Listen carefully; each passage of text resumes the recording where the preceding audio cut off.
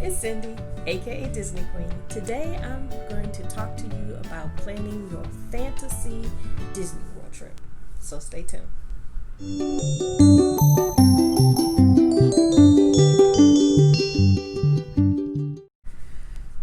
Okay, if you're like me, you have been in quarantine now for quite a while. I know Disney World is open again, and there are a lot of people going back, and hey, that's their choice. I will not be going back anytime soon, but I am missing Disney like crazy. And I miss planning a Disney trip. We were actually supposed to go to Disney in 2019. Yeah. And that didn't happen. And then 2020 came, and we kept saying, well, maybe we'll go in 2021. At this point, I probably won't even consider going back to Disney until 2022. And that is a long time away. And honestly, I just want to plan a Disney trip. I am one of those people who loves the planning process as much as I love the actual going to Disney. Now, granted, I love going to Disney even more than just planning it, but I love planning it too. And that's how we came to this video today. I actually had seen my friend Jen LaForge do this video back in March. And at the time I was like, oh wow, that would be a great video to do. And then life got in the way and I just never got back to it. But it's a new month, it's a new day. I'm bored. So I said, I'm going to start planning a trip to Disney that I may or may not be able to go on to anytime soon. Anyway, long story short, the reason I am sharing this is because if you've seen any of my other planning videos, and I will put some of the links below, I always do this big planning binder. And because this is a fantasy trip, I'm not doing a binder this time, but I did create a very long list of things that I would like to do. And first of all, what will be different about this trip this time around is I'm not going to stay on property. I can't even believe I'm saying that, but it's true. And there are a couple of reasons. And I may even do a video of how I came to the decision to stay off property versus on property. I will definitely be doing a video of what will be in my fantasy backpack and what things that I would be packing for a fantasy trip to Disney World. So first of all, cast of characters. In my fantasy trip, the cast of characters is my entire family, which is one of the reasons we would be staying off property. So that would include me and my husband, our two daughters. I can't get my son to go, so I know not to even put that in the fantasy trip. But I would love to get my son-in-law to go.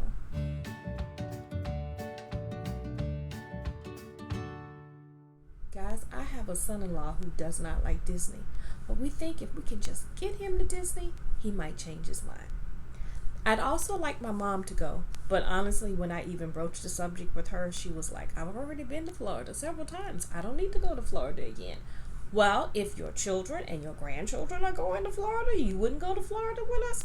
So whether she wants to go or not, she's in the cast of characters of people who will go with us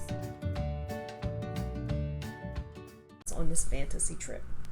I also want my sister and her boyfriend and their two children to go. And the reason is that my sister has been to Magic Kingdom for a blur, and that was the only time that she went, and she doesn't really remember a lot. She can't even tell you what ride she got on. So I really want to take her to Disney, and of course we have to take the twins.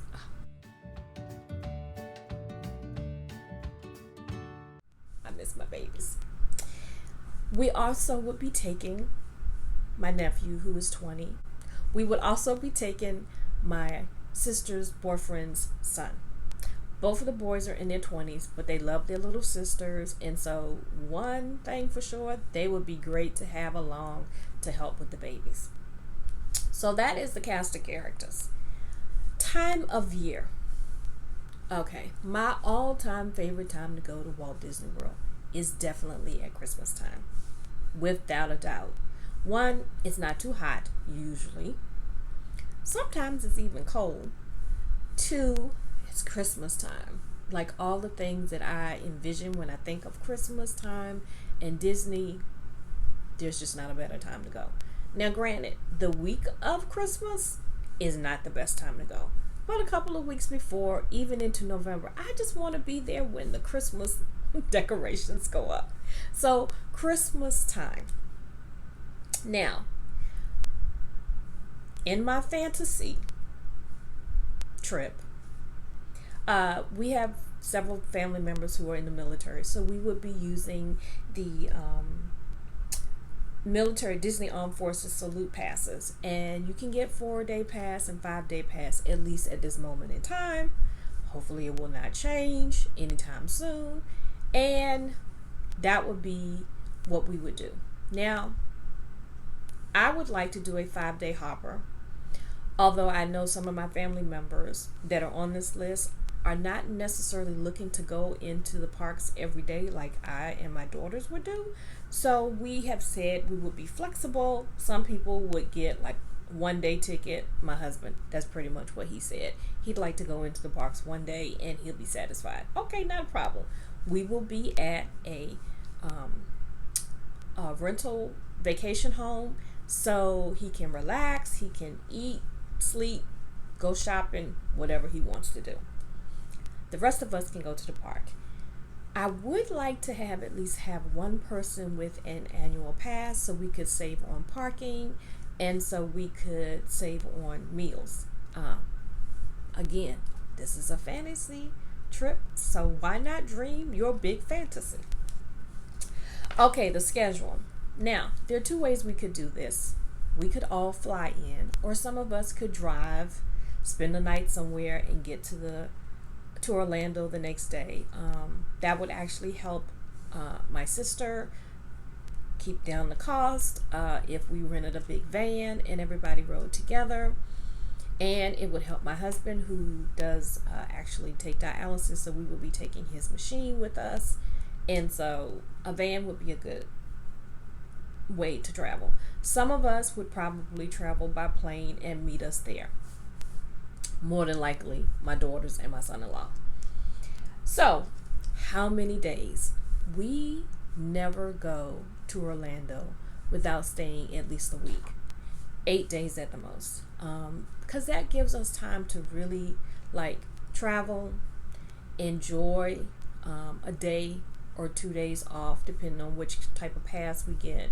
So I'm saying 8 days, 2 days for travel, 8 days there. So that's a total of 10 days. Now that also makes it flexible so that some of us who can't be there for the entire time, if they fly in, they can fly in for the number of days that they would want. And because we're all staying in an off-property rental home, that makes it even easier.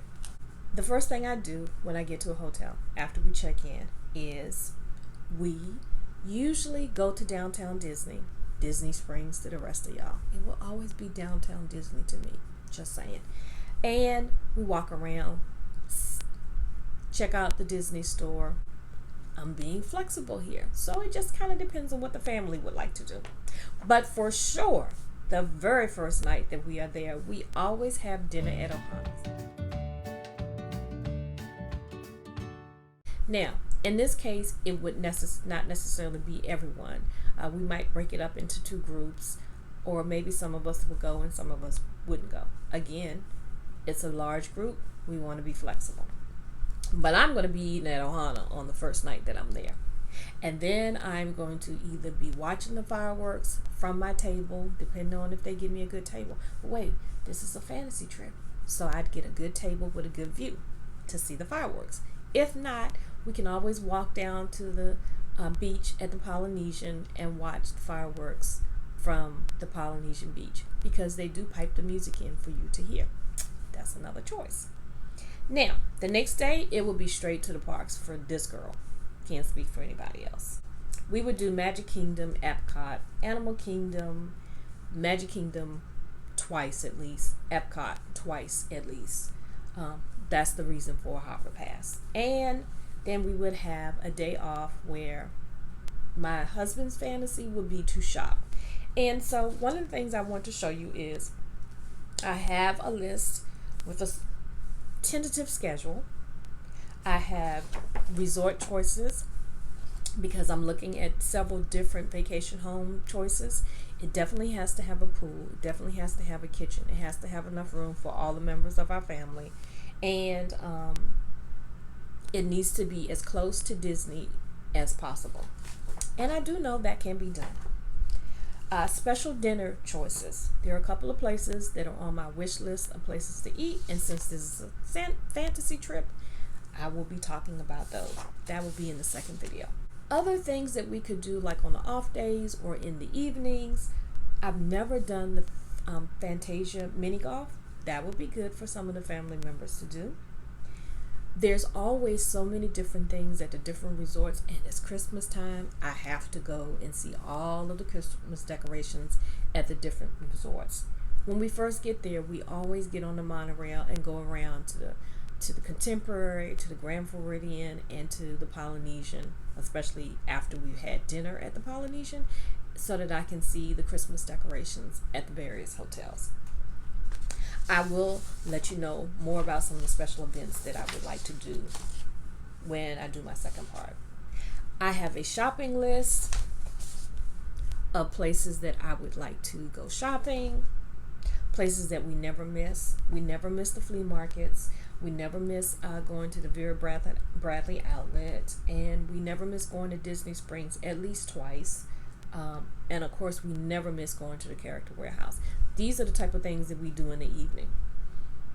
I've never been to the Orlando malls, so I have the list of those. I always put the website down. I always put the address, because the worst thing you can do is get somewhere and then be trying to figure out how to get there, especially if you're driving.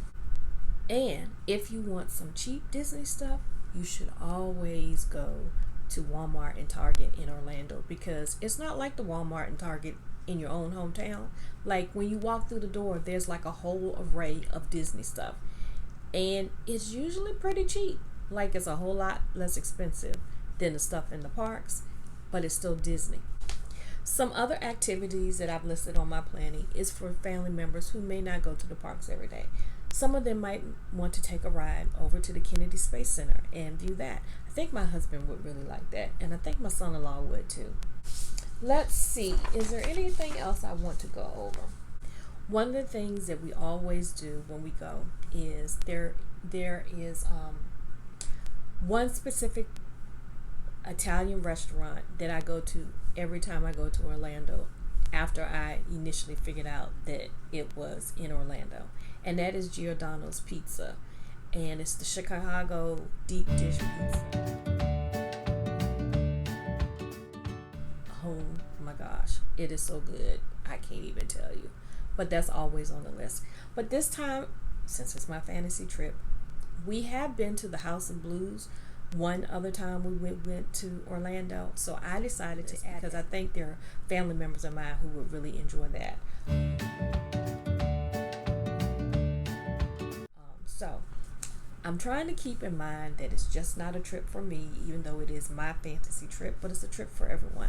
So in the second part of my video that you will see next week, I'm going to talk about the parks, my must-do rides, all the special events I'd like to do if I was doing my fantasy trip, and the places that I would like to eat.